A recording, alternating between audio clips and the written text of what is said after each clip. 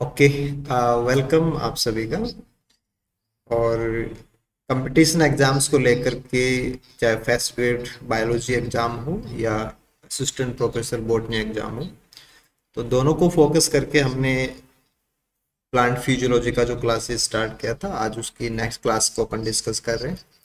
तो आज अपन बात करेंगे कि पौधे अपनी जड़ों से जो वाटर को एब्जॉर्ब करते हैं, तो वाटर एब्जॉर्प्शन को लेकर के कौन कौन से पॉइंट्स हैं वो आपको ध्यान में रखने हैं, वो सारी बातें आज की क्लास में करेंगे अपन। सबसे पहली बात आती है रूट हेयर। प्लांट्स से अपनी जड़ों से वाटर को एब्जॉर्ब करते हैं, लेकिन रूट हेयर मेन साइट होती है। पूरी जड़ों से पानी एब्जॉर्ब नहीं होता है। रूट के जो हेयर्स होते हैं, एक्चुअल में वाटर एब्जॉर्प्शन उन्हीं से होता है। रूट हेयर एपिडर्मिस का एक्सटेंशन होता है। जो एपिडर्मिस होती है, एपिडर्मिस का एक्सटेंशन है, विस्तारित रूप होता है। तो रूट हेयर कोई सेल नहीं होती है ना, अलग से कोई सेल नहीं होती। जैसे सेल जो होती है ना, जैसे आपने रूट की एपिडर्मिस दिखाई, तो एपिडर्मिस की सेल ही लंबी हो जाती है और वो बाहर एक्सटेंशन के रूप में निकली रहती है। इसी को अपन रूट हेयर बोलते हैं। तो एपिडर्मिस का ही आगे निकला हुआ या अतिवर्धी के रूप में बाहर निकला हुआ एक सॉफ्ट, सॉफ्ट का मतलब होता है, जहां भी आप सॉफ्ट बोलते हैं प्लांट किंगडम के अंदर, सॉफ्ट का मतलब होता है कि सेकेंडरी थिकनिंग्स हैं वो नहीं होती हैं। तो रूट हेयर की सेल्स का एक्सटेंशन होता है रूट हेयर। और रूट हेयर का मतलब है कि एक्स्ट्रा सरफेस मिल जाती है कि जड़ें जब पानी को एब्जॉर्ब करते हैं तो सबसे सॉफ्ट सरफेस एरिया है वो सबसे बड़ा हो जाता है। और जड़ों की एपिडर्मिस को बाकी एपिडर्मिस से डिस्टिंग्विश करने के लिए दूसरा वर्ड भी इस्तेमाल होता है, उसको अपन बोलते हैं एपिब्लेमा। तो नॉर्मली एपिडर्मिस पत्तियों के लिए, स्टेम के लिए यूज होता है। जड़ों की एपिडर्मिस को एपिब्लेमा बोला जाता है, और एपिब्लेमा ज़्यादा करेक्ट वर्ड भी है ना, प्लांट साइंस के अकॉर्डिंग जड़ों के एपिडर्मिस को एपिब्लेमा बोलना ज़्यादा सही है। तो रूट हेयर एपिब्लेमा का एक्सटेंशन होते हैं। वैसे तो ये सरफेस एरिया बढ़ जाता है, एब्जॉर्प्शन एरिया बढ़ जाता है, ये तो वाटर को एब्जॉर्ब करने का मेन काम है। एडिशनल वर्क की अगर बात करेंगे, तो एडिशनल वर्क हमें देखने को मिलता है केवल जो रूट नोड्यूल्स होती हैं वहां पे, कि जो मटर फूल के पौधे हैं उनकी जड़ों में गांठें बनती हैं, और जो बेनिफिशियल बैक्टीरिया होते हैं जैसे कि राइजोबिया है, तो राइजोबिया की जो एसोसिएशन जड़ों के साथ में होता है, तो उसका एंट्री, बैक्टीरिया की जो एंट्री होती है वो रूट हेयर से होती है, एंट्री थ्रू रूट हेयर। तो अपन जो नोड्यूल बनाने की स्टार्टिंग करते हैं, तो उसमें सबसे पहले एक इन्फेक्शन थ्रेड बनता है। इन्फेक्शन थ्रेड रूट हेयर से बनना चालू होता है और वो फिर कॉर्टेक्स तक जाता है। तो रूट हेयर के दो काम हैं।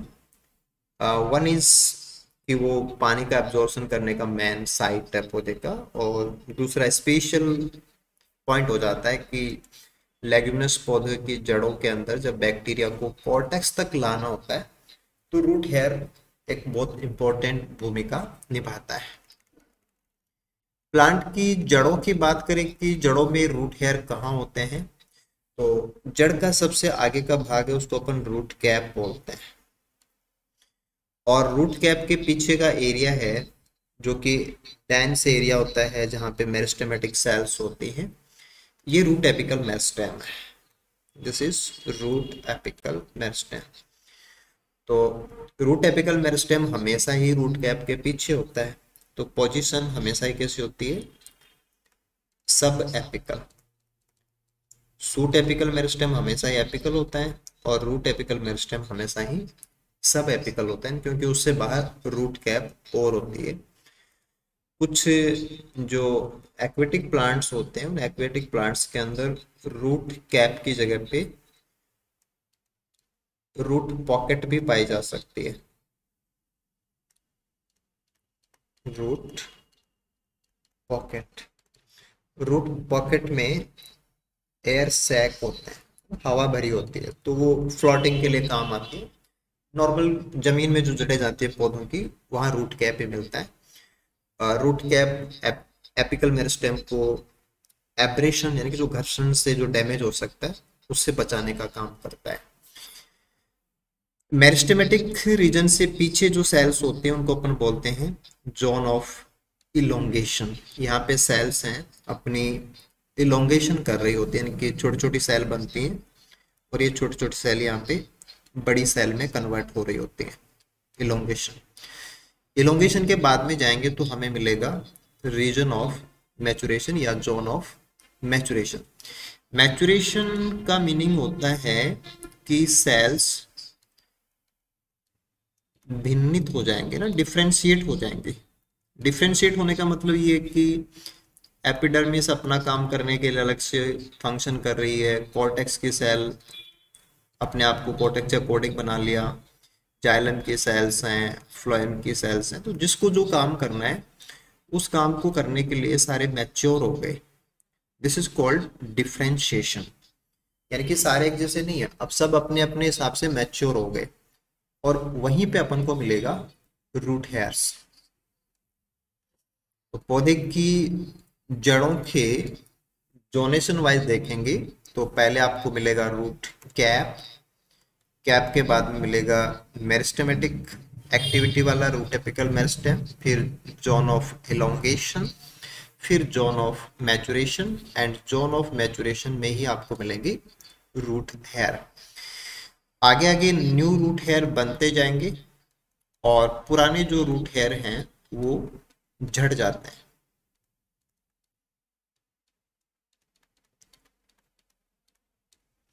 तो नए रूट हेयर बनते रहते हैं और पुराने रूट हेयर्स हैं जैसे वो ओल्ड होंगे तो वो झड़ जाते हैं।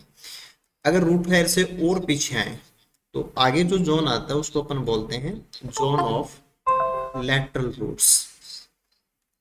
Zone of lateral roots. तो पौधे की जड़ों के आगे वाले जो भाग होते हैं उसको अपन अलग अलग जोन्स में डिवाइड कर सकते हैं, और वाटर एब्जॉर्प्शन को लेकर के केवल ये जोन इंपॉर्टेंट है जहाँ पे रूट हेयर्स हैं। तो पौधा ज्यादा पानी को एब्जॉर्ब करने के लिए ज्यादा उसमें ब्रांचिंग होगी, जड़ें ज्यादा बनेंगी और ज्यादा रूट हेयर्स हैं वो बनाए जाते हैं। रूट हेयर्स बाय नेचर जल्दी ही मैच्योर हो जाते हैं और झड़ जाते हैं, तो डेसिडियस नेचर उनकी, लॉन्ग टाइम तक परसिस्टेंट नेचर इनकी नहीं होती है, जबकि जो लेटरल जड़ें निकलती हैं वो परसिस्टेंट होती है। ये तो बात रही जोनेशन की। इसके बाद में आप एक स्पेशल केस इसमें ऐड कर सकते हो, और ये केस है ऑर्किड प्लांट्स की जड़ों का।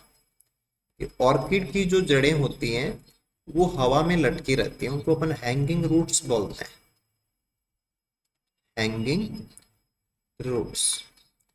ये पौधे जो बड़े आकार के ट्रीज हैं उनके ऊपर ग्रो करते हैं और उनकी जड़ें हवा के अंदर लटकी रहती हैं, और हवा में जो लटकी हुई जड़ें हैं वो हवा में से नमी को सोखती हैं, यानी हवा के अंदर जो मॉइस्चर होती है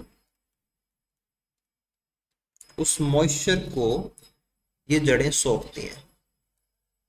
और मॉइस्चर को हवा में से सोखने के लिए खास टिश्यू पाया जाता है, और उस खास टिश्यू को अपन बोलते हैं वेलामेन टिश्यू। तो वेलामेन एक स्पेशल पॉइंट हो जाता है कंपटीशन एग्जाम के हिसाब से कि वेलामेन टिश्यू एक हाइग्रोस्कोपिक टिश्यू है, आर्द्रता ग्राही टिश्यू है। आर्द्रता ग्राही टिश्यू है ना, जो हैंगिंग रूट्स जो कि ऑर्किड्स में पाई जाती है उनके बाहर एक कवरिंग के रूप में ये टिश्यू प्रेजेंट होता है, और इसका मेन काम है हवा में से मॉइस्चर को एब्जॉर्ब करना। नॉर्मल जड़ों की तरह यहाँ भी आपको एपिकल पार्ट में तो रूट टिप ही मिलेगी। तो रूट टिप है उसका काम ग्रोथ करना है, और उसके पीछे जो मैच्योर जड़ें हैं वहाँ ये वेलामेंट टिश्यू आपको देखने को मिलेगा। तो वैसे तो पौधे अपनी जड़ें जो कि जमीन के अंदर होती हैं या सॉइल के अंदर गई हुई हैं वहाँ रूट हेयर से करते हैं वाटर एब्जॉर्प्शन। लेकिन अगर किसी पौधे की जड़ें ही हवा में हो तो वो हवा से भी नमी को सोख सकता है। और ऐसे एग्जाम्पल हैं हमारे खास प्रकार के प्लांट्स जो कि ऑर्किड्स कहलाते हैं। राइट। इसके बाद में नेक्स्ट अपन बात करेंगे कि पौधे की बॉडी के अंदर जैसे जड़ें पानी को सोखती हैं तो जड़ों से पानी है वो वॉस्कुलर टिश्यू तक जाता है, यानी कि जाइलम और फ्लोएम तक जाता है। तो जाइलम और फ्लोएम तक जो पानी का मूवमेंट है वो किस प्रकार से होता है और उसके रिगार्डिंग आपको कौन से पॉइंट्स ध्यान देने हैं। राइट। जैसे आउटर मोस्ट जो चीज हम देख पा रहे हैं वो तो है रूट हेयर। यहाँ अपन ने एपिब्लेमा दिखा रखी है, ये एपिब्लेमा की सेल्स हैं और इनसे बाहर जो निकला है वो निकला हुआ है रूट हेयर। तो ये रूट हेयर दिखा रखा है अपन ने। तो रूट हेयर एक आउट ग्रोथ है, एपिब्लेमा का बाहर निकला हुआ भाग है। तो वाटर की जो लाइन है वो हमने दो लाइन यहाँ पे दिखा रखी है, एक स्काई ब्लू कलर से लाइन है और दूसरी पिंक कलर से लाइन है। ठीक है। कंपटीशन एग्जाम इसी बात के अंदर एक छोटे से क्वेश्चन को लेकर के पूछा जाता है। अगर हम ब्लू लाइन को फॉलो करते हैं तो ब्लू लाइन का जो रोड है वो कहाँ जा रहा है कि रूट हेयर के अंदर। रूट हेयर के अंदर साइटोप्लाज्म है, रूट हेयर का साइटोप्लाज्म काम में आ रहा है। उसके बाद में एक सेल से दूसरी सेल, यानी कि आप प्लाज्मोडेस्माटा को यूज करेंगे कि रूट हेयर से एपिडर्मिस हो तो एपिडर्मिस से अंदर चलेंगे तो अंदर की सेल आ जाएंगी, वो कॉर्टेक्स की सेल है। तो पानी है वो रूट हेयर के अंदर जाए, यानी कि लिविंग टिश्यू है, फिर कॉर्टेक्स की लिविंग सेल्स में जाए, फिर इनर कॉर्टेक्स में जाए, फिर एंडोडर्मिस में जाए और एंडोडर्मिस से फिर पेरिसाइकिल में जाए और पेरिसाइकिल से बाद में जो प्रोटोजाइलम है उसमें जाए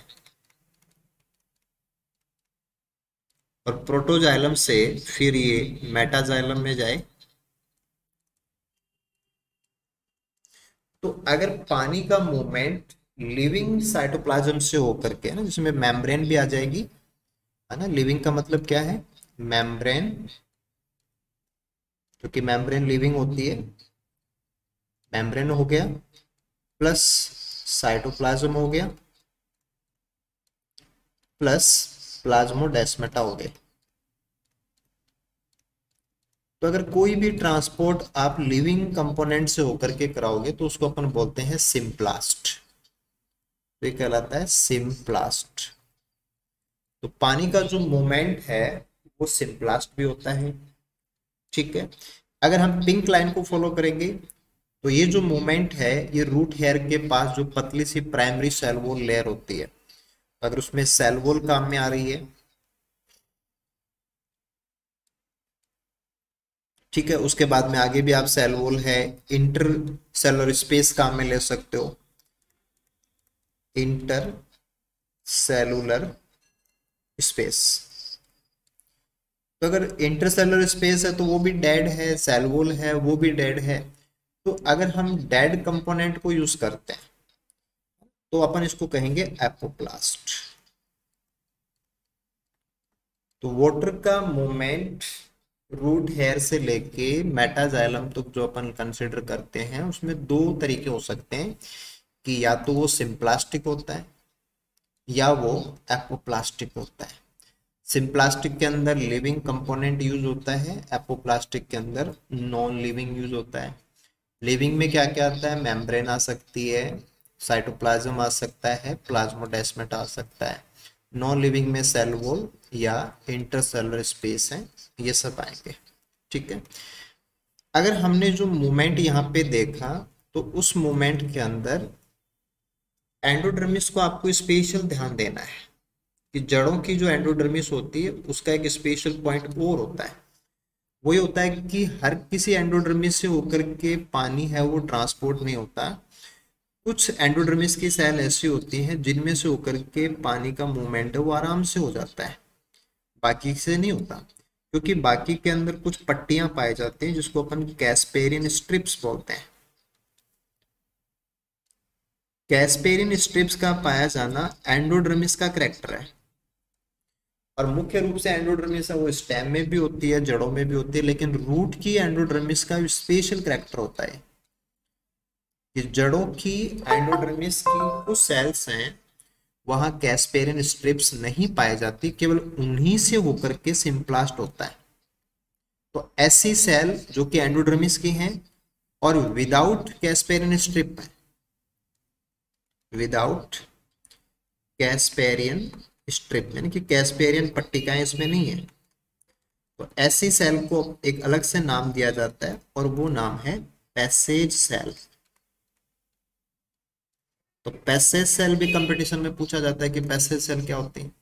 तो एंडोडर्मिस और रूट एंडोडर्मिस की वो सेल जिसमें कैस्पेरियन पट्टिकाओं का अभाव होता है उसको पैसेज सेल बोलते हैं, वो सिम्प्लास्ट का पैसेज है ना। एपोप्लास्ट में आपको कैस्पेरियन स्ट्रिप की जरूरत नहीं है, क्योंकि एपोप्लास्ट में तो सेल वॉल और डेड मटेरियल काम में आता है, तो वहां अपन को कैस्पेरियन स्ट्रिप की कोई प्रॉब्लम नहीं है। लेकिन जहां पे आप सिम्प्लास्टिक ट्रांसपोर्ट चाहते हैं वहां पे आपको पैसेज सेल लेनी पड़ेगी, ठीक है।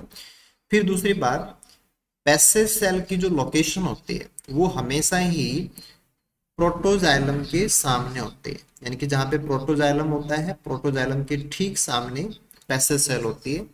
और प्रोटोजाइलम के अलावा यानी कि इधर तो आपका रूट हेयर है, रूट हेयर से प्रोटोजाइलम के बीच में जो पाथवे के बीच में जो सेल्स आएंगी वो हमारी पैसेज की तरह बिहेव करती हैं। बाकी सेल्स वाटर के मूवमेंट को परमिट नहीं करती क्योंकि उनमें कैस्पेरियन पट्टिकाएं हैं वो पाई जाती हैं।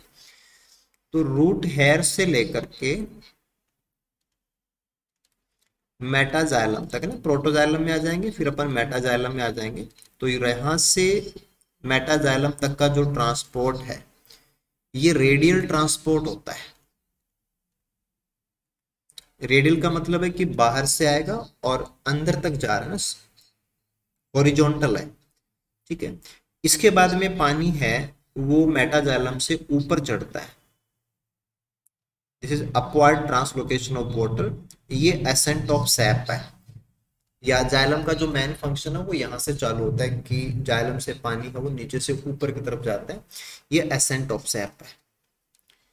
तो जड़ों में पानी है वो दो प्रकार से, कि बाहर से सीधा अंदर तक जाएगा रेडियल मूवमेंट, एंड उसके बाद में वर्टिकल मूवमेंट। तो एपी ब्लेमा से भी बाहर रूट हेयर, और रूट हेयर से आपको मेटाजाइलम तक आना होता है। बीच में आपके सिम्प्लास्ट भी हो सकता है, एपोप्लास्ट भी हो सकता है। एंडोडर्मिस एक चेक लेयर आती है ना, वहां पे केवल कुछ सेल पानी को अंदर जाने देती है, बाकी नहीं जाने देती, तो पैसेज सेल के कॉन्सेप्ट है वो आ जाती है। इसके बाद में हम नेक्स्ट डिस्कस करते हैं और ये है soil plant atmosphere continuum. Continuum का मतलब होता है कंटिन्यूटी यानी कि सततता, लगातार किसी चीज का बने रहना, वो कंटिन्यूटी कहलाता है, कॉन्टिनम उसको बोलते हैं। तो वाटर है वो सॉइल में भी होता है, प्लांट की बॉडी में भी होता है, और एटमॉस्फेयर के अंदर मॉइस्चर के रूप में भी होता है। तो प्लांट बॉडी से होकर के ना, सॉइल से पानी है वो प्लांट बॉडी से होकर के एटमॉस्फेयर तक लगातार उसका एक कंटिन्यूस सिस्टम होता है, और इस कंटिन्यूस सिस्टम का नाम क्या होता है, SPAC यानी कि सॉइल प्लांट एटमॉस्फेयर कॉन्टिनम। जड़ों से भी बाहर पानी है ना, रूट्स हेयर से भी बाहर कैपिलरी वाटर है। तो सॉइल में पानी है, रूट हेयर में पानी है, कॉर्टेक्स में है, एंडोडर्मिस में है, पेरिसाइकिल में है, जाइलम में है, पूरी बॉडी में है, पत्ती के अंदर भी है, और मीजोफिल में भी है, स्टोमेटा के नीचे जो सब स्टोमेटल कैविटी है उसमें भी है, और स्टोमेटा से बाहर जो हवा है उसमें भी है। कंटिन्यूटी ऑफ जो वाटर होता है उसका नाम होता है span, soil plant atmosphere continent. ठीक है, यहाँ से हम कुछ चीजों को देख सकते हैं कि जैसे वाटर पोटेंशियल के हिसाब से देखें, या pressure potential, osmotic potential, gravity potential. ठीक है, वाटर पोटेंशियल के पार्ट्स हैं ये सारे, कि वाटर पोटेंशियल को हम प्रेशर पोटेंशियल, ऑस्मेटिक पोटेंशियल और ग्रेविटी पोटेंशियल ऐसे 3 पार्ट्स में डिवाइड कर सकते हैं।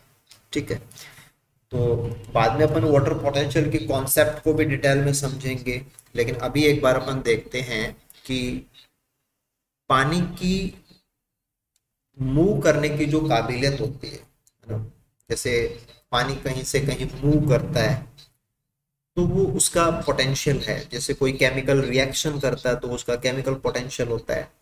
वैसे वाटर है, वो अगर कहीं एक पार्ट से दूसरे पार्ट पे या एक लोकेशन से दूसरे लोकेशन पे जाता है तो वो वाटर का मूवमेंट की काबिलियत जो है उसका नाम होता है वाटर पोटेंशियल। और वाटर पोटेंशियल की हाईएस्ट जो वैल्यू होती है वो 0 होती है, हाईएस्ट वैल्यू दैट इज 0। और ये किसके लिए होती है? For 100% pure water, for 100% pure water. यानी कि पानी में अगर कुछ भी घुलावा नहीं है तो वो सबसे ज्यादा फ्री वाटर है ना। अगर आप कुछ भी उसमें सॉल्वेंट बोल देंगे उसका सॉल्यूशन बनने लग जाएगा तो फ्रीनेस कम हो जाती है ना। किसी के साथ भी जुड़ेंगे तो फ्रीनेस कम हो जाती है ऐसे। तो वाटर पोटेंशियल को लेकर के भी आप चीजों को कोरिलेट कर सकते हैं कि सॉइल का जो वाटर पोटेंशियल है, सॉइल का मतलब सॉइल सॉल्यूशन आ गया रूट हेयर से बाहर, और एक सॉइल का वो हिस्सा जो जड़ों के बिल्कुल आसपास है। एक तो जड़ों से दूर है ना, 10 मिलीमीटर से भी ज्यादा दूरी हो, और एक वो 10 मिलीमीटर से भी कम हो, तो जो वाटर पोटेंशियल है, वाटर पोटेंशियल की जो मात्रा है वो और कम हो जाती है नेगेटिव स्केल के अंदर। रूट सेल की बात करेंगे, वैक्यूल के अंदर ये मोर नेगेटिव है, जाइलम के अंदर, मीजोफिल के अंदर है ना, लीफ के जाइलम के अंदर, एंड फर्दर अगर हम एनवायरनमेंट की बात करें कि out of stomata, out of stomata, तो ये मोर नेगेटिव वैल्यू में इसको आप देख सकते हैं। तो लेस नेगेटिव से मोर नेगेटिव की तरफ जो वाटर का मूवमेंट है वो होता है ना, कि जो कंटिन्यूटी है वो इस पैटर्न को फॉलो करती है। तो कुछ क्वेश्चंस आपको इस प्रकार के भी मिल सकते हैं, राइट। इसके बाद में हम बात करते हैं डिफ्यूजन की। डिफ्यूजन के बाद में हम ऑस्मोसिस की बात करेंगे, फिर और पॉइंट्स को इसमें ऐड करेंगे। डिफ्यूजन का सिंपल मीनिंग होता है कि कोई भी गैस हो सकती है या कोई भी लिक्विड हो सकता है या कोई भी सॉलिड हो सकता है। तो गैस, लिक्विड और सॉलिड में से कोई भी अगर ये अपनी हायर कॉन्सेंट्रेशन से लोअर कॉन्सेंट्रेशन की तरफ मूव करे तो हम इस प्रोसेस को डिफ्यूजन बोलते हैं। कोई भी गैस के मॉलिक्यूल है जहां पे ज्यादा कॉन्सेंट्रेट है, वहां से जहां गैस के पर्टिकुलर मॉलिक्यूल कम है उधर अगर गैस का डिफ्यूजन है। ऐसे लिक्विड जहाँ पे ज्यादा कॉन्सेंट्रेट है वहां से कम कॉन्सेंट्रेशन की तरफ। तो डिफ्यूजन एक सिंपल शब्द है ना। ये ठोस पे भी लागू होता है, लिक्विड पे भी होता है, गैसेस पे भी होता है ऐसे। डिफ्यूजन को कई सारी चीजें प्रभावित करती हैं, जैसे कि टेम्परेचर। टेम्परेचर बढ़ने पे जो भी आपका मॉलिक्यूल आपने लिया होगा ना, सॉलिड, लिक्विड, गैस जो भी है, उनकी काइनेटिक एनर्जी बट इंक्रीज हो जाती है। तो गतिज ऊर्जा में जो वृद्धि होती है ना, काइनेटिक एनर्जी में इंक्रीजमेंट, वो टेम्परेचर के समानुपात में होता है। कि टेम्परेचर जितना बढ़ाओगे डिफ्यूजन की रेट उतनी बढ़ जाएगी। Size of molecule, size of molecule के इनवर्स रिलेशन में होगा, इनवर्स रिलेशन, यानी कि साइज छोटी होगी तो डिफ्यूजन तेज होगा और साइज बड़ी होगी तो डिफ्यूजन है वो स्लो हो जाएगा। तो डिफ्यूजन की रेट को अगर हम डिफ्यूज होने वाले मॉलिक्यूल की साइज से जोड़ते हैं तो इसको अपन ग्राम्स लॉ से भी जानते हैं कि साइज बढ़ने पे डिफ्यूजन कम हो जाएगा, ये ग्राम्स लॉ से एक्सप्रेस किया जाता है। और ग्राम्स लॉ का मतलब होता है कि rate of diffusion is equal to 1/√d,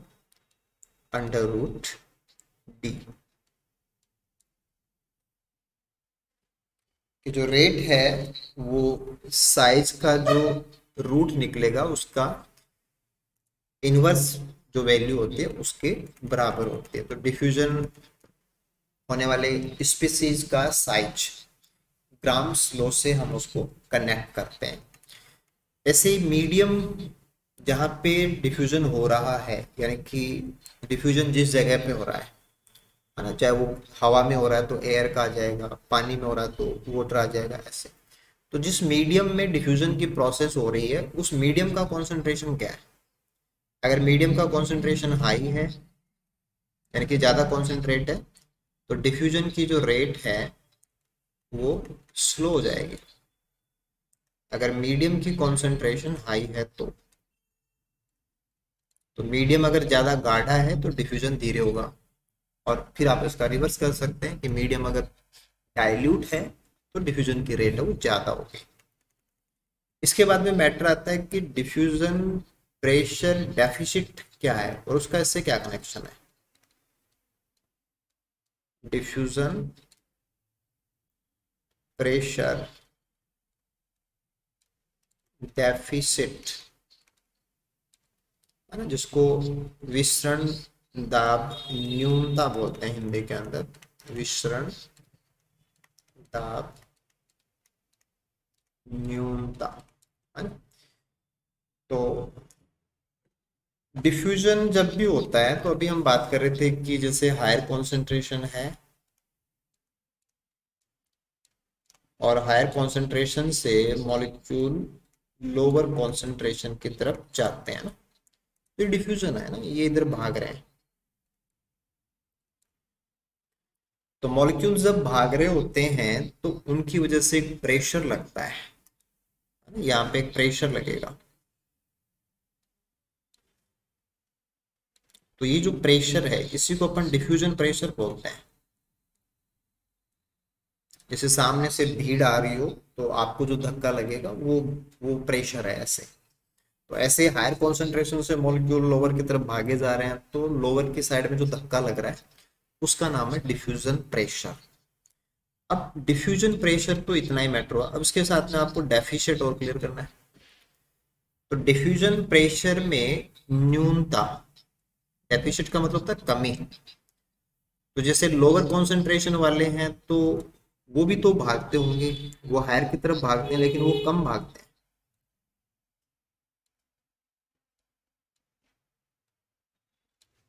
यानी कि डिफ्यूजन बाई डायरेक्शन होता है। पढ़ा तो क्या है कि हायर से लोअर की तरफ तो ज्यादा जाते हैं मॉलिक्यूल, लेकिन लोअर से हायर की तरफ में वो कम जाते हैं। तो ओवरऑल जो है वो क्या रहेगा, आपको लगता है कि मॉलिक्यूल हायर से लोअर की तरफ जा रहे हैं, लेकिन अगर आप इनको थोड़ा टाइम दे देते हो तो दोनों साइड में कॉन्सेंट्रेशन बराबर हो जाती है और फिर ये दोनों लाइनें सेम हो जाएंगी, इनके निशान केवल उल्टे हो जाएंगे।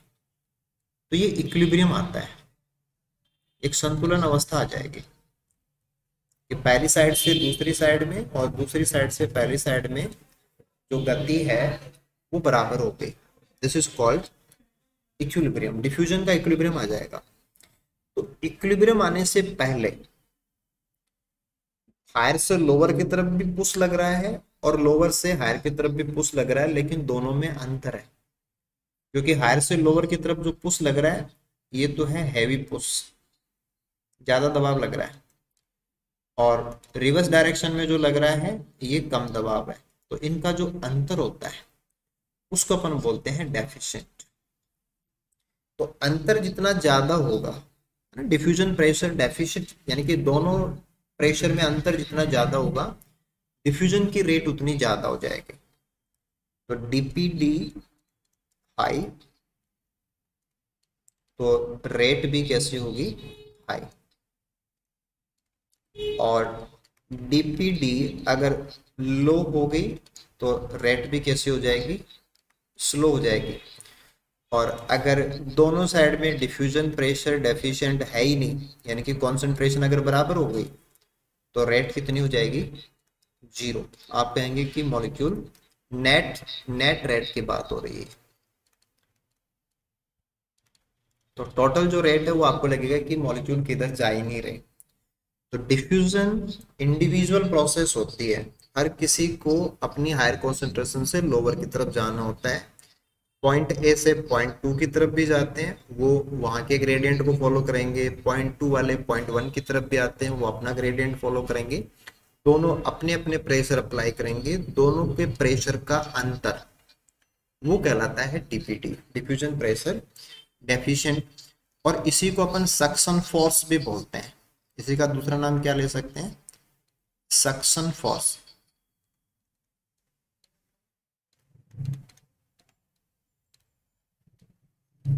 कि जो सक्शन होता है ना, जो एब्जॉर्ब करना होता है, कि जो अपनी तरफ खींचना होता है।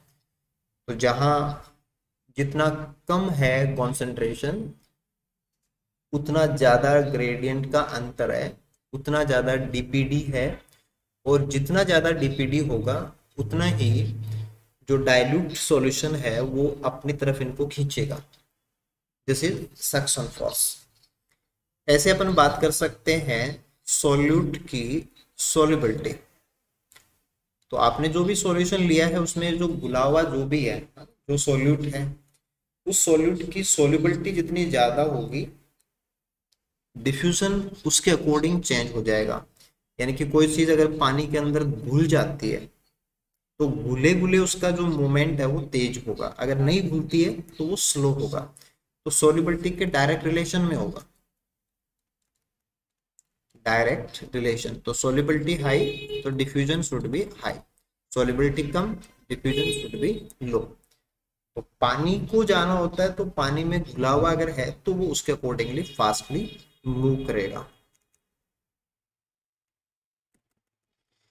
इसके बाद में हम नेक्स्ट टर्म्स की बात करते हैं। अगला टर्म अपने पास है ऑस्मोसिस। ऑस्मोसिस एक प्रकार का डिफ्यूजन ही होता है, लेकिन साइट ए और साइट बी के बीच में अगर हम डिफ्यूजन करा रहे हैं और ये डिफ्यूजन अगर सेमी परमिएबल मेम्ब्रेन से होकर के होता है, सेमी परमिएबल मेम्ब्रेन, तो ऐसे डिफ्यूजन को हम ऑस्मोसिस कह सकते हैं। लेकिन ये डिफ्यूजन होना चाहिए सॉल्वेंट का।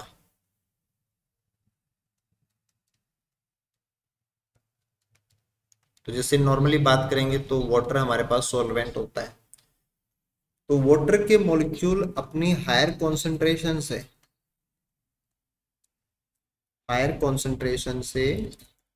लोअर कॉन्सेंट्रेशन की तरफ जाएं। यानी कि आप ऐसे कह सकते हैं कि वाटर के मॉलिक्यूल डाइल्यूट सॉल्यूशन से कॉन्सेंट्रेट सॉल्यूशन की तरफ जाएं। क्योंकि पानी ज्यादा कहाँ पे होगा, जहां पे सॉल्यूशन डाइल्यूट होगा। तो जो तरल विलयन है ना, जो ज्यादा तरल है, वहां से जो ज्यादा सांद्र होता है ना, डाइल्यूट कॉन्सेंट्रेट सॉरी, उसकी तरफ मूवमेंट है। तो ऑस्मोसिस गैसेस का नहीं है, ऑस्मोसिस किसी भी लिक्विड का नहीं है। ऑस्मोसिस केवल पानी के लिए लागू होता है। केवल पानी के मॉलिक्यूल, क्योंकि पानी एक सॉल्वेंट है, तो वाटर के मॉलिक्यूल अगर अपनी हायर कॉन्सेंट्रेशन से लोअर की तरफ जाएं और वो भी किसी सेमी परमेबल मेम्ब्रेन से होकर के जाएं, तो इसका मतलब हो गया कि हमारी सेल मेम्ब्रेन की बात हो रही है। तो अगर प्लाज्मा मेम्ब्रेन से होकर के, यानी कि सेल के अंदर और बाहर का मामला आ गया ना, प्लाज्मा मेम्ब्रेन से अंदर आएंगे तो साइटोप्लाज्म है, वो सेल का इंटीरियर है, और बाहर जाएंगे तो वो आउटर एक्सटीरियर है। तो प्लाज्मा मेम्ब्रेन के एक साइड से दूसरी साइड में पानी का अगर मूवमेंट हो रहा है, वो भी अपनी हायर कॉन्सेंट्रेशन से लोअर की तरफ, तो उसको अपन बोलते हैं ऑस्मोसिस। ऑस्मोसिस की जो सबसे पहली डिस्कवरी का क्रेडिट जाता है वो नॉलेट को जाता है, और इन्होंने 1748 के अंदर ऑस्मोसिस के बारे में बताया था। जब ऑस्मोसिस होती है तो ऑस्मोसिस को हम जैसे सेल्स के ऊपर अप्लाई करें, जैसे आपने कोई सेल ले ली हो और इस सेल के अंदर जो सैप है, सेल के अंदर साइटोप्लाज्म है, और उस साइटोप्लाज्म के अंदर पानी है वो कम है ना, कॉन्सेंट्रेट है वो, और सराउंडिंग में अगर आप वाटर ले लें कि बाहर पानी है, तो किसी सेल को अगर हम पानी के अंदर रखें तो पानी सेल के अंदर जाएगा, और पानी जब सेल के अंदर जाएगा तो सेल पानी को एब्जॉर्ब करेगी, तो ये एंडोऑस्मोसिस है।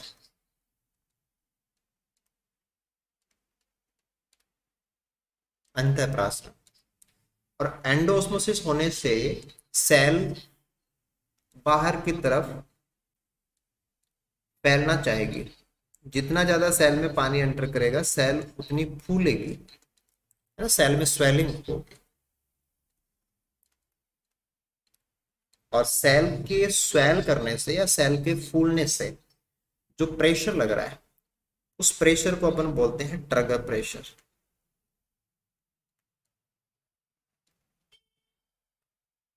तो अगर बहुत अच्छे से एंडोस्मोसिस हुआ है, यानी कि आपने काफी समय से सेल को पानी में रखा है, तो खूब सारा पानी है, यानी कि जितना इक्विलिब्रियम के बाहर कंसंट्रेशन पानी की और अंदर कंसंट्रेशन अगर बराबर हो जाएगी, वहां तक आप पानी को अंदर एंडोस्मोसिस भेज सकते हो। और जैसे जैसे सेल स्वेलिंग करेगी, वैसे वैसे सेल का जो ट्रिगर प्रेशर है वो बढ़ता है। सेल के ट्रिगर प्रेशर को बढ़ाने में सबसे इंपॉर्टेंट जो ऑर्गेनेली है, तो वो कौन सा होता है? Answer is vacuole.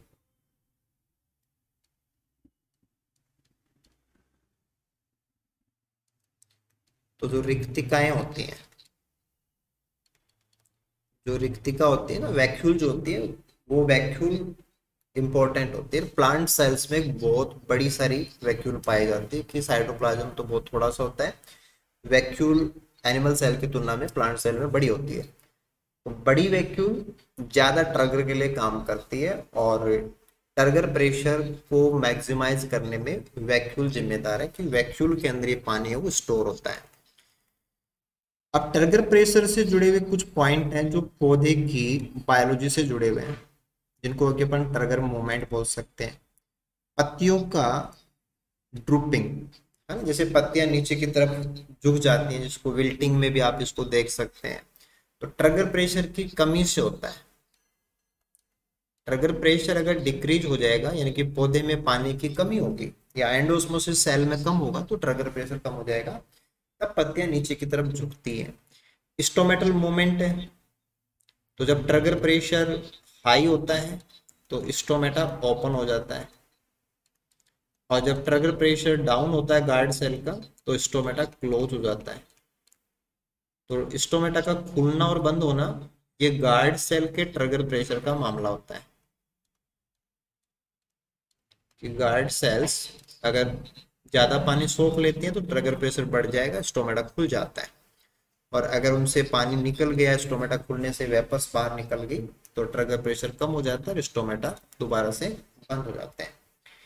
ऐसे ही पत्तियों की फोल्डिंग और अनफोल्डिंग, जैसे कुछ पौधों में पत्तियां सुबह खुल जाती हैं, शाम को वापस बंद हो जाती हैं, तो ये जो मूवमेंट है वो ट्रिगर प्रेशर के चेंज से एसोसिएट है, ट्रिगर प्रेशर में होने वाला परिवर्तन। तो जब पत्तियां खुलती हैं तो ट्रिगर प्रेशर बढ़ता है, जब बंद होती हैं तो ट्रिगर प्रेशर कम हो जाता है। ऐसे ही कुछ पौधों में फूल सुबह खुलते हैं, नाइट में बंद हो जाते हैं, या जो नॉक्टर्नल है उनमें नाइट में खुलते हैं, नाइट ब्लूमिंग, और दिन में फिर बंद हो जाते हैं।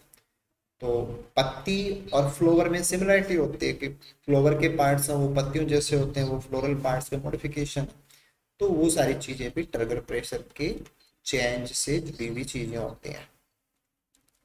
ठीक है, ऐसे जो सुई मुई का पौधा होता है mimosa पुटिका,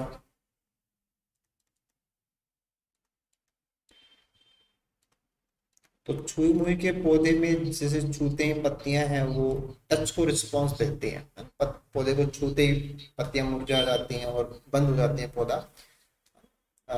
touch me not plant के नाम से भी हम इसको जानते हैं, छुई मुई भी कहते हैं हिंदी में, और इसको टच मी नॉट प्लांट भी बोला जाता है कि ये छूते ही प्लांट शर्मा जाता है। तो ये ट्रिगर प्रेशर के चैन से जुड़ा हुआ मामला है। और पत्तियों का सबसे बेसल पार्ट जिसको कि अपन पल्विनस बोलते हैं, तो ये पल्विनस के ट्रिगर प्रेशर से जुड़ा हुआ मैटर है। पल्विनस का ट्रिगर प्रेशर चेंज, तो जैसे जो पत्ती होती है उस पत्ती का सबसे नीचे का फुला हुआ भाग, फिर उसके ऊपर ये रैकिस होती है, फिर यहाँ पे लीफलेट लगे रहते हैं चुई मुई में। तो सेंसिंग का जो सारा जिम्मेदारी है वो इस फूले हुए भाग की होती है, दिस इज पल्विनस। तो टर्गर प्रेशर में चेंज से पौधे की बायोलॉजी के बहुत सारे फीचर्स हैं, या पौधों के बहुत सारे फीचर्स हैं जो टर्गर प्रेशर के ऊपर डिपेंड करते हैं।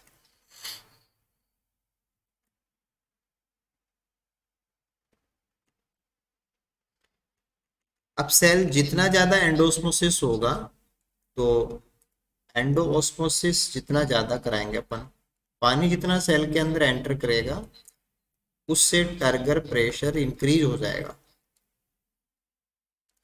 टर्गर प्रेशर का मतलब है कि जो साइटोप्लाज्म है, क्योंकि वैक्यूल उसी के अंदर आ जाएगी, तो इनकी वजह से प्लाज्मा मेम्ब्रेन बाहर की तरफ पुश हो रही है।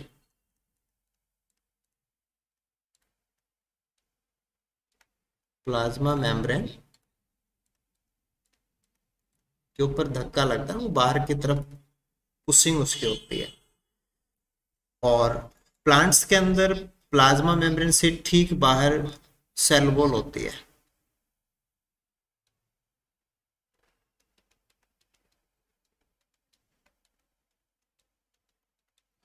एक बार थोड़ा सा दूर करके अपन देख लेंगे कि ये ग्रीन कलर से प्लाज्मा मेम्ब्रेन ले लीजिए। तो प्लाज्मा मेम्ब्रेन के ऊपर साइटोप्लाज्म पुश लगा रहा है कि बाहर की तरफ धक्का लग रहा है, दिस इज टर्गर प्रेशर। लेकिन जो बाहर सेल वॉल है, ये सेल वॉल रिजिड है, हार्ड होती है, डेड होती है।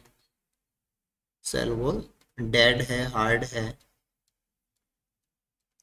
तो ये अंदर से जो धक्का लग रहा है उसको रेजिस्ट करती है, उसको बैलेंस करती है। जैसे आप दीवार पे जोर से धक्का देंगे तो आप ही वापस पीछे की तरफ आओगे, तो ऐसे ही जो सेल वॉल है वो इसको काउंटर बैलेंस करती है। तो ये जो प्रेशर वापस बैक लग रहा है उसका नाम होता है वॉल प्रेशर। तो अगर कोई सेल पिचकी हुई है, फ्लैसिड है ना, जैसे कि उसमें प्लाज्मोलाइसिस हो रखी है मान लो, यानी सेल श्रिंक हो रखी है, सेल का साइटोप्लाज्म, जैसे ये तो सेल वॉल है और सेल का साइटोप्लाज्म है वो श्रिंक हो रखा है, पिचकी हुई सेल है, तो अभी इसके अंदर वॉल प्रेशर नहीं हो सकता, अंदर की तरफ कोई प्रेशर नहीं है, क्योंकि जब तक वॉल को टच ही नहीं करेंगे वॉल से अंदर की तरफ प्रेशर लगेगा ही नहीं। तो वॉल प्रेशर फ्लैसिड सेल्स में काम नहीं करता है। फुल्ली टर्जिड सेल जो होती है, जो सेल पूरी टर्जिड हो गई ना, फुल्ली टर्जिड, उनमें काम करता है फुल्ली टर्जिड सेल। तो सेल जितनी ज्यादा टर्जिड हो जाएंगी या जितनी ज्यादा उसमें स्वेलिंग आएगी, उसके बाद में जो वॉल प्रेशर है वो अप्लाई होता है।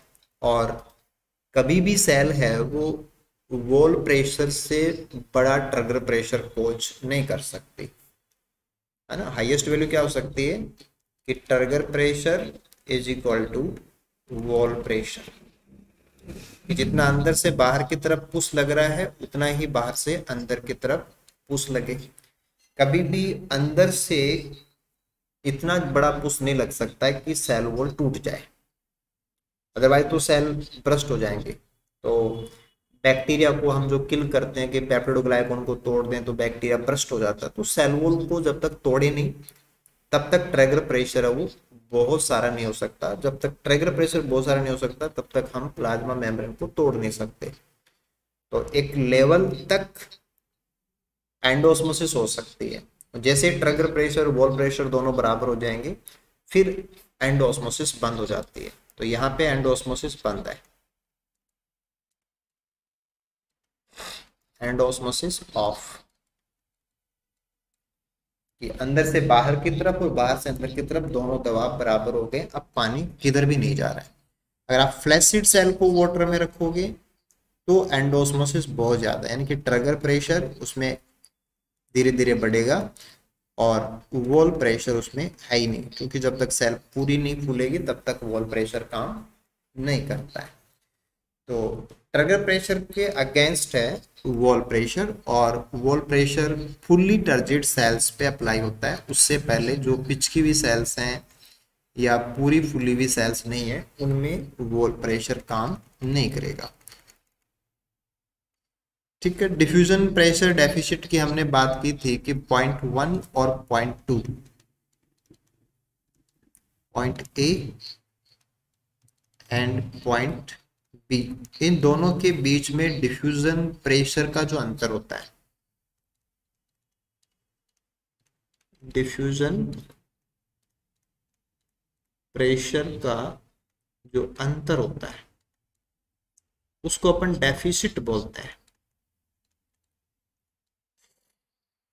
तो डिफ्यूजन का अंतर डिफ्यूजन की रेट का मामला है, और डिफ्यूजन की रेट है वो कॉन्सेंट्रेशन का मामला है। तो यहाँ से अपन चीजों को और क्लियर कर लेते हैं कि diffusion pressure deficit is equal to osmotic pressure minus turgor pressure.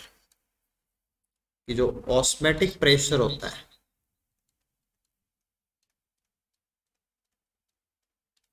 उसमें से आप माइनस कर दीजिए ट्रिगर प्रेशर को। बिल्कुल सिंपली करके आप समझिए इसको। ऑस्मेटिक प्रेशर का मतलब क्या है ना, एक बार अपन एक सेल ले लेते हैं और बाहर अपन वाटर ले लेते हैं। तो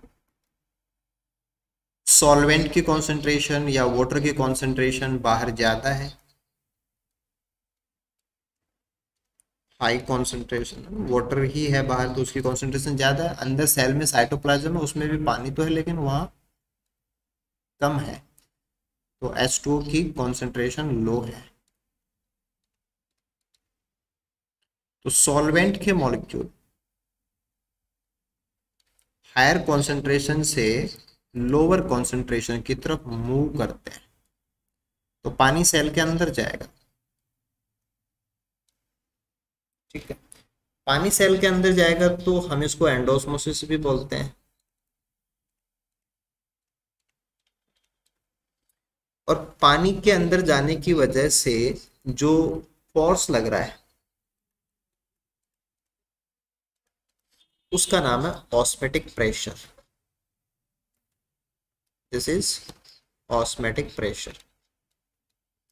तो बाहर से जो पानी अंदर आना चाहता है वो ऑस्मेटिक प्रेशर है, और अंदर जितना पानी आ गया है उससे बाहर की तरफ जो मेम्ब्रेन पे जो धक्का लग रहा है वो ट्रिगर प्रेशर है।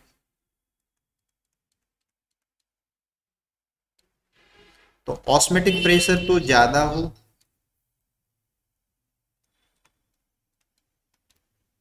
और ट्रिगर प्रेशर है वो कम हो, कि बाहर से पानी अंदर ज्यादा जा रहा हो और अंदर से धक्का है या प्रेशर जो है रिवर्स वो कम लग रहा हो, राइट। तो इसकी एक वैल्यू होती है, यानी कि ये वाली सेल पानी को कब सोखेगी,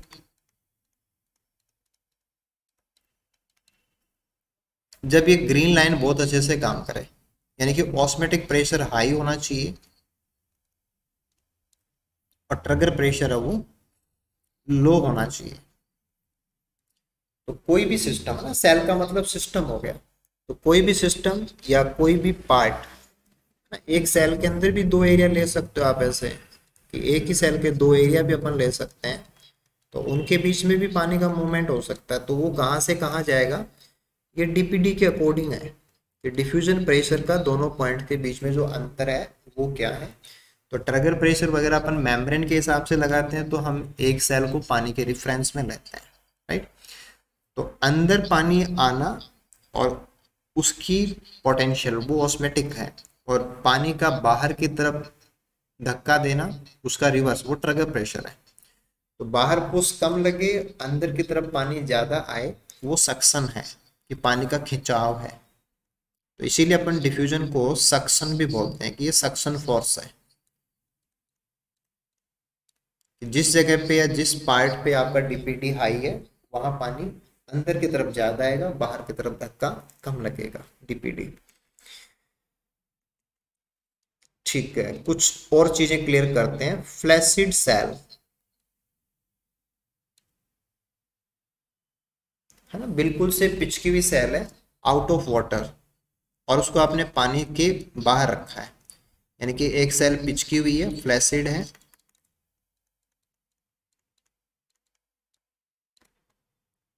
लेकिन बाहर पानी नहीं है, पानी absent है, नो वाटर। तो डीपीडी कितना होगा, तो इसका डीपीडी होगा DPD is equal to osmotic pressure.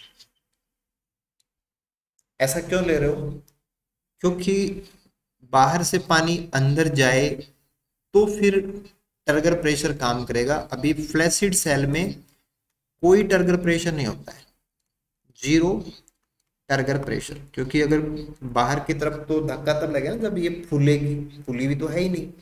तो हमारी कॉन्सेप्ट क्या थी कि DPD is equal to osmotic pressure minus turgor pressure. तो ये हो गया DPD is equal to osmotic pressure minus zero. तो हमारा इक्वेशन यहाँ पहुंच गया, DPD is equal to osmotic pressure. तो फ्लैसिड सेल के लिए डीपीडी ओपी के बराबर होता है। जब टर्गर प्रेशर और ऑस्मेटिक प्रेशर बराबर हो जाएंगे, बाहर से अंदर पानी आना और अंदर से बाहर पानी से धक्का लगना वो बराबर हो जाएंगे, इसका मतलब सेल पानी नहीं सोख रही, यानी कि डीपीटी जीरो हो गया, नो वाटर मूवमेंट। तो पानी बाहर हो, सेल फूलना चालू हो, तो ट्रिगर प्रेशर काम आएगा, और जैसे जैसे ट्रिगर प्रेशर बढ़ेगा वैसे वैसे डीपीडी कम हो जाएगा, है ना। ट्रिगर प्रेशर को अगर आप इंक्रीज करेंगे तो डीपीडी है वो डिक्रीज हो जाएगा, ठीक है। और अगर आपने ट्रिगर प्रेशर को इंक्रीज करते करते, ट्रिगर प्रेशर को इंक्रीज करते करते ऑस्मेटिक पोटेंशियल के बराबर कर दिया, तो डीपीडी कम होते होते जीरो हो जाएगा। तो जब तक सेल में अंदर से बाहर की तरफ जो ट्रिगर प्रेशर का धक्का लगता है वो थोड़ा बहुत कम है, तब तक सेल पानी को सोख सकती है।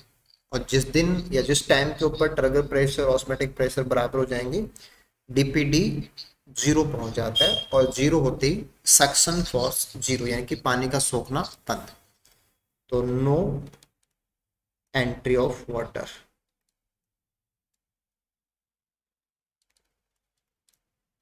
राइट।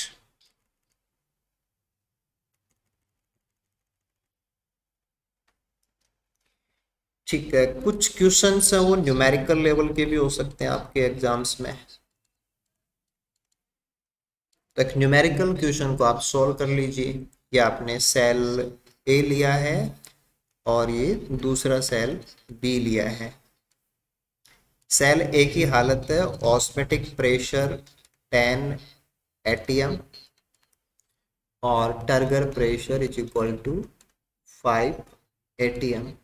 और यहाँ पे है ऑस्मेटिक प्रेशर 15 atm और turgor pressure is equal to 12 atm। तो पहले आपको निकालना पड़ेगा डीपीडी।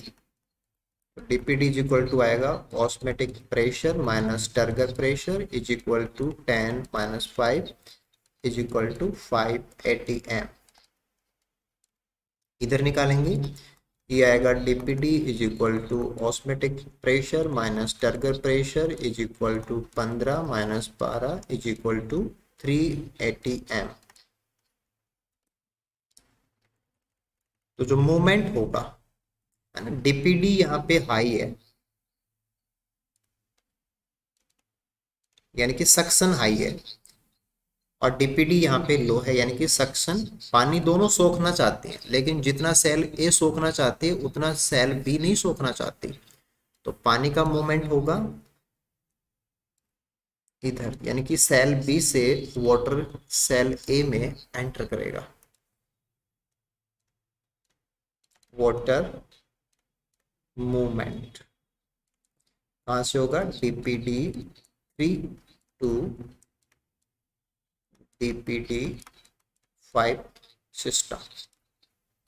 तो डिफ्यूजन प्रेशर डेफिशिएंट प्लांट की बॉडी में ऐसे काम आता है कि एक सेल का डीपीटी और उसके पड़ोस में दूसरी सेल का डीपीटी, उनमें जो अंतर होता है उसकी वजह से पानी खींचा चला आता है। जैसे आपने गार्ड सेल ले ली है ना, एक सेल तो गार्ड सेल ले लिया, और एक गार्ड सेल के साथ में जो सब्सिडियरी सेल होती है उसको ले लिया। तो अब पानी है वो गार्ड सेल में एंटर करता है ना, सब्सिडियरी सेल से पानी गार्ड सेल में एंटर करता है, तो गार्ड सेल का डीपीडी हाई होना चाहिए। ये गार्ड सेल किसी और का पानी खींच के अंदर क्यों ले ले, जब डीपीडी उसका हाई हो। तो डीपीडी हाई कब होता है, जब ट्रिगर प्रेशर आप कम कर दें। तो जैसे ही स्टोमेटा खुलता है पानी उड़ जाता है, तो ट्रिगर प्रेशर कम हो जाता है, तो गार्ड सेल का डीपीडी बढ़ जाता है, तो वो पड़ोस की सेल से पानी को फिर सोख लेता है, फिर स्टोमेटा टर्जिड हो जाएगा, फिर स्टोमेटा खुल जाता है, फिर पानी उड़ जाता है, फिर टीपी कम हो जाता है, फिर डीपीडी बढ़ जाता है, फिर पानी सोख लेता है। तो एक सेल से दूसरी सेल में पानी का जो सक्शन है वो डीपीडी बेस्ट होता है। तो ये तो कुछ पॉइंट्स आपने डिस्कस किए वाटर मूवमेंट को लेकर के थे ना, कि अपने जड़ें भी देखी, मूवमेंट भी देखा, एपोप्लास्ट, सिम्प्लास्ट, देन डीपीडी है, ट्रिगर प्रेशर है, वॉल प्रेशर है, सक्शन फोर्स है, और इनके ऊपर काम कैसे किया जा सकता है, रिलेशन क्या है, प्लांट के कौन से फंक्शंस हैं जो इनसे जुड़े हुए हैं। तो एक छोटा सा सेक्शन है लेकिन इम्पोर्टेंट है, काफ़ी सारे क्वेश्चंस पेपर्स में यहाँ से रहते हैं, तो आप इन चीज़ों को वीडियो से बिल्कुल से क्लियर करें, और आपकी जो भी तैयारी है वो इस लेवल पे होनी चाहिए कि कंपटीशन एग्जाम्स में आपको एक बेस्ट आउटपुट है वो मिल सके। Thank you so much, good luck आप सभी को।